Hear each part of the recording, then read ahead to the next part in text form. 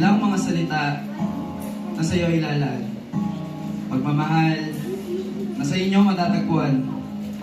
Magmula pa sa simula, ang mga sermon mong kalmado hanggang sa pagmamahal mong hindi magpapatalo. Binigyan mo ng pag-asa ang kinabukasan kong magulo. Minsan may napapagalitan ng aking mga magulang, ngunit heto ka. Heto ka na handa akong ipaglaban. Habang ako'y tulog, ika'y nakatingin. Mga luhang tumutulo pa sa sahig dahil sa lalim ng pagmamahal na gusto mong ipabatid. Papasok sa eskwela, kahit sobrang aga, pasimpleng lalabas sa pintuan para iabot ang pasobrang pera. Sabay sabi ng, itabi mo na apo para may sobra kang pera. Mga salitang nagpapangiti sa akin, kahit ako man minsay nakakalimot.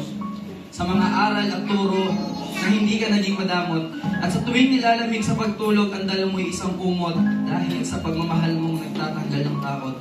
Hindi sa kinukonsinte sa mga bagay na gusto ko lamang.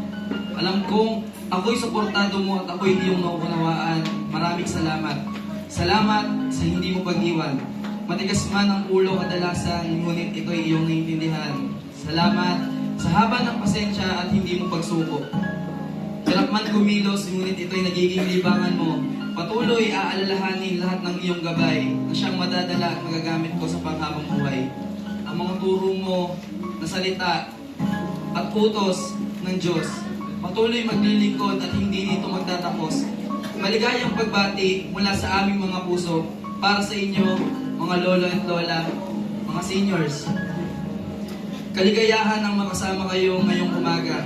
Matapos man ang araw na ito, ngunit mananatili ang pagmamahal namin sa inyo.